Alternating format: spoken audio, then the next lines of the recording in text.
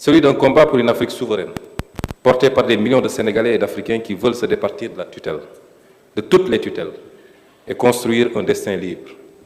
En guise d'illustration, le raccourci fait dans l'interprétation du Gatsa Gatsa.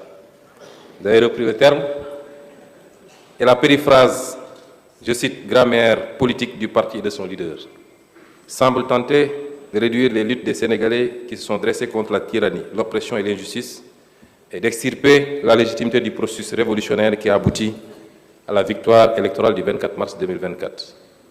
Non, le Gatsa Gatsa n'est pas une dérive. C'est l'expression d'un peuple qui a refusé de plier.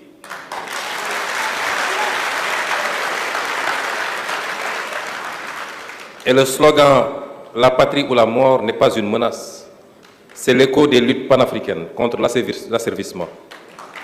Nous refusons de nous soumettre, que ceux qui veulent entendre, entendent. Les slogans, je vais vous donner comme exemple les slogans de la Révolution française de 1789 à 1799, où, parmi lesquels nous avions « Vivre libre ou mourir », ou « Liberté, égalité, fraternité » ou « La mort », même si, au finish, le slogan qui a été le plus emblématique, c'est limité à liberté, égalité et fraternité. Le champ lexical de la violence que certains nous ont collé ne repose sur aucune démonstration factuelle. Il est performatif.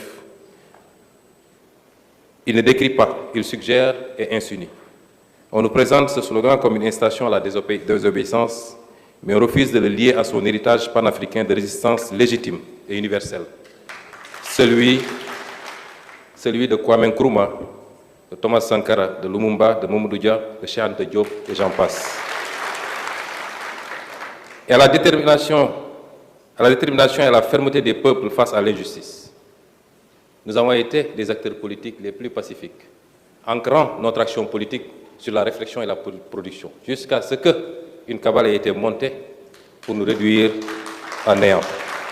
Et c'est seulement à ce moment, que nous nous sommes érigés, et tout le peuple avec nous, pour dire non.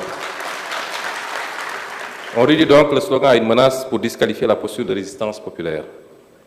Depuis le titre, entre guillemets, un homme ambivalent, jusqu'à la fin de la section, je cite, l'homme aux multiples visages, on nous impose d'emblée une lecture contradictoire et instable, un procédé sémantique qui, si nous ne connaissions pas vos opinions, vos positions, vos postures courageuses et indépendantes, s'apparenterait à une tentative de dévaloriser la cohérence du projet politique de PASTEF.